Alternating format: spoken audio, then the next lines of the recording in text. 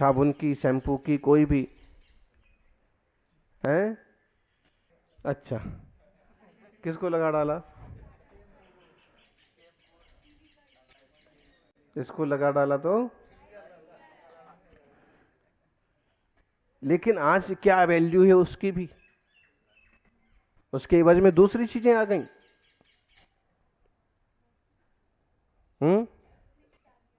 दुनिया भर की बहुत चीजें आ जाती हैं।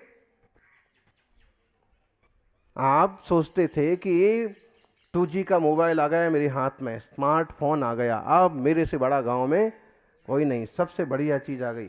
मालूम पड़ा कि साल 6 महीने बीते नहीं कि 3G आ गया, और तुम्हारा पड़ोसी लेकर के तुम्हारे सर पर।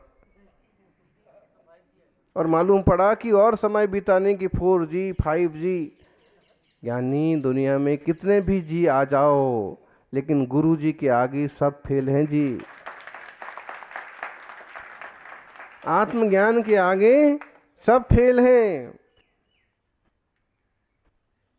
2G 3G 4G इन सब जी के आगे हैं श्री जी, गौर जी। गौर जी बोलते हैं गुरु जी के लिए। हाँ, गांव में गुरु जी को गौर जी। हाँ, तो 3G काम नहीं आएगा, श्री जी काम आएगा। 4G काम नहीं आएगा, गौर जी काम आएगा।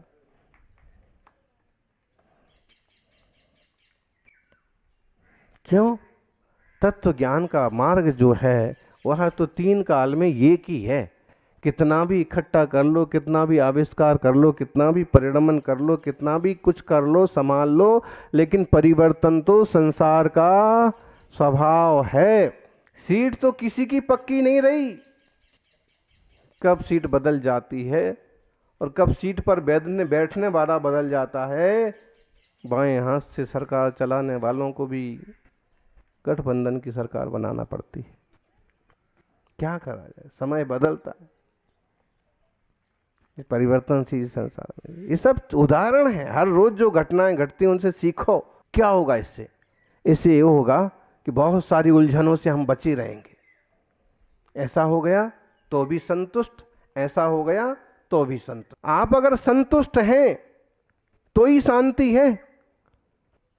कल एक अम्मा जी आई और महाराज घर में बिल्कुल शांति नहीं है। हमने उनको कहा हमारे घर में भी नहीं थी। अरे किसके घर में होती पूर्ण शांति बताओ? अरे कुछ तो हो गई, कभी दादा होंगे तो दादा अपनी बात कहेंगे, दादी होंगी तो दादी अपनी बात कहेंगी, कभी ऊंचा नीचा करोगे तो डांट भी पड़ेगी, कभी प्यार भी होगा, कभी शांति होगी, कभी अशांति होगी, कभी उठापटक होगी। एक जैसी धारा तो कोई सौभाग्यशाली धर्मात्माओं का, सम्य दृष्टियों का परिवार हो तो चले कि कोई क्लेश ना हो, वरना सबके ही यार। तो आप कोई उपाय बताओ कि हमारी शांति मिट जाए। तो हमने कहा हमने जो उपाय अपनाया वो ही अपनाओ। संसार में ऐसे ही चलता है। अभी तो मतलब ऐसा हाल है कि घर में अगर आपके परिणाम नहीं मिलते ना, आपके भाव नहीं मिलते, पति पत्नी के भी भाव नहीं मिलते हैं, आप मंदिर जा रहे हो तो पत्नी कहेगी तो मंदिर में ही बैठो, मैं तो। और अब तो मायके की भी धमकी नहीं देती, अब तो सीधा तलाक। ये हाल हो गया।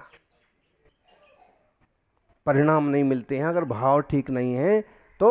अच्छा, श्रीमती जी मंदिर जाने की बात करती हैं और श्रीमान जी क्या रखा है मंदिर में, क्या दे दिया भगवान ने तुम्हें, महाराज जी के पास क्या मिलता है? इस टाइप का मतलब है कि संसार में एक परिवार में इकट्ठे हुए लोगों के भाव भी मिल जाएं ये भी कोई जरूरी नहीं है। भाव मिल जाएं तो सब कुछ मिल गया समझ लो। हम तो साधु जीवन में तो आनंद और शांति और संतोष है ही। जिन साधुओं को किसी तरह की लालसा नहीं, किसी तरह का प्रपंच नहीं, वो हर हाल में आनंदित हैं। लेकिन हम तो उन ग्रस्तों को भी सुखी मानते हैं कि जो परिवार में आपस में तालमेल बना करके रखते हैं, एक दूसरे की बात समझते हैं और एक दूसरे का सम्मान बना के रखते हैं। क्लेश नहीं होता है, बात बात पर खींचतान नहीं होती है। लेकिन ऐसे कितने परिवार मिलेंगे। बोल रहे ना दादाजी, बोले मैं तो महाराज जी के पास जाऊंगा तो घर वाले बोलते हैं कि बाहर निकलोगे तो तुम्हारी टांग तोड़ देंगे। बताइए, अब टांग तोड़ दोगे भाई, नहीं निकलते, फिर अंदर ही बैठने दो। टांग टूट जाएगी तो कल तो और जाने के लायक नहीं रहेंगे। क्या करा जाए। तो संसार में भी आप विज्ञापन देखते हैं, बोले कोई दवाई काम नहीं करी आपको, अब इसको उपयोग करके देखो।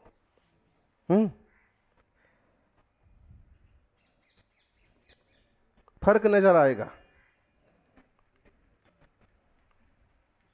ऐसे ही ये शांत प्रतिमा जो है, वीतराग प्रभु की जिन प्रतिमा जो है, वो कहती है कि दुनिया भर के सब कर लिए ना तुमने प्रयोग, अब हमारे जैसे बैठो, ऐसे शांत बैठो, फर्क नजर आएगा। जिंदगी में परिवर्तन आएगा, शांति मिलेगी। शांति कब मिलेगी? शांति कब मिलेगी? शादी होने के बाद मिलेगी, बोले। ऐसा लोग सोचते हैं। जब तक कोई चीजें नहीं मिलती हैं तब तक ऐसे लगता है कि ये चीज मिल जाएगी तो। कई बार तो शांति मिलने के बाद भी जिंदगी में और क्रांति बढ़ जाती है।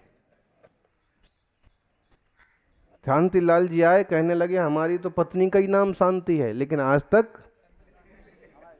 हाँ, इनकी मम्मी का नाम शांति, पापा का नाम शांति, भाई का नाम कांति, और फिर भी घर में क्रांति।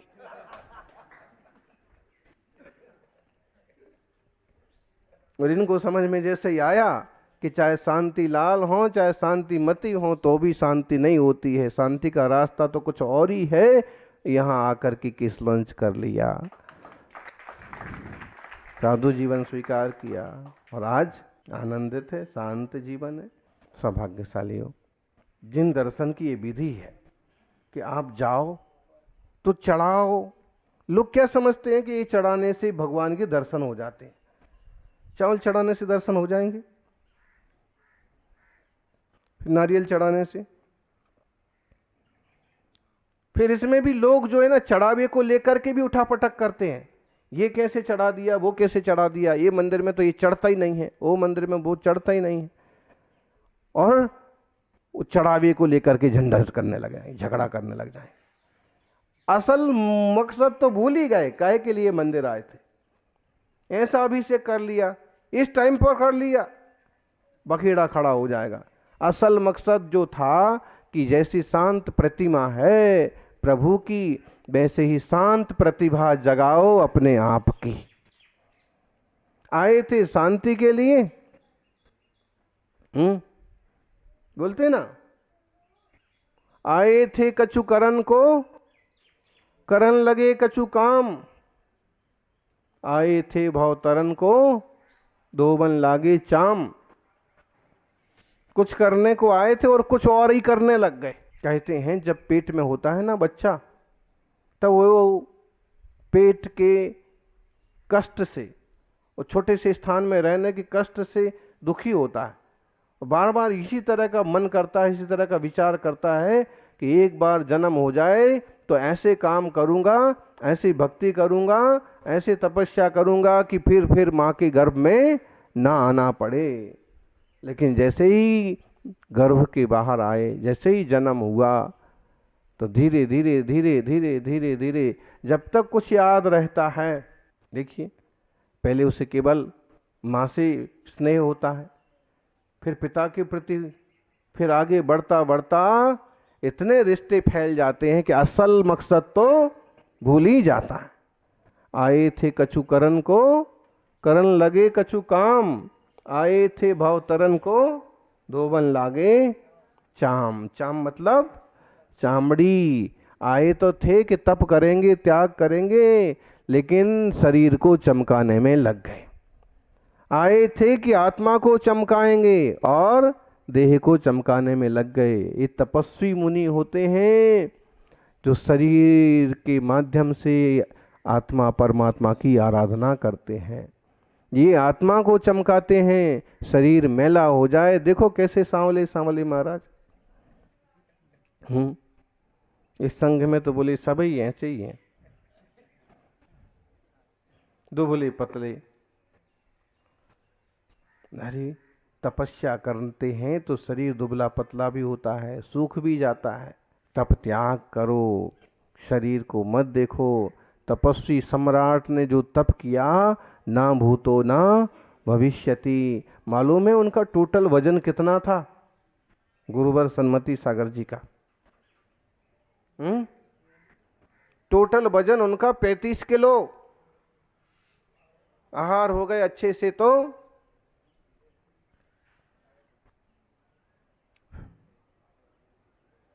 उनका अपना वजन तो 35 ही किलो था, 35-40 किलो। लेकिन 135 किलो का आदमी भी उनसे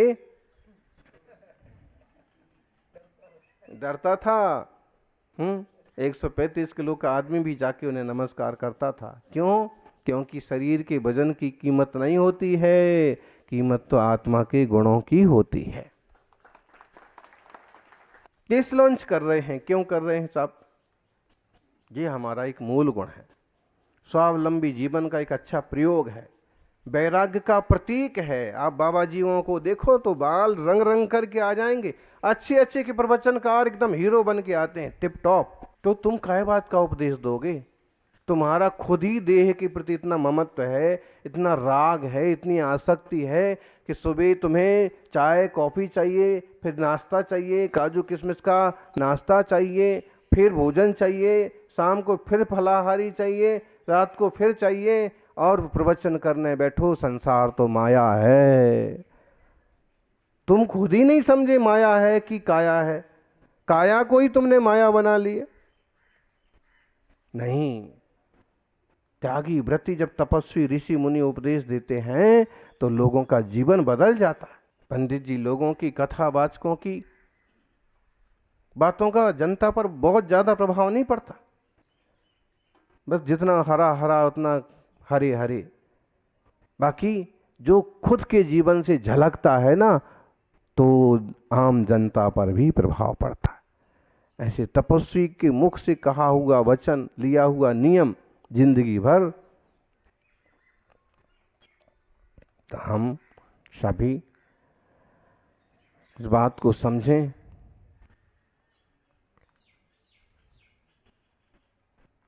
कितना भी कमाओ धन,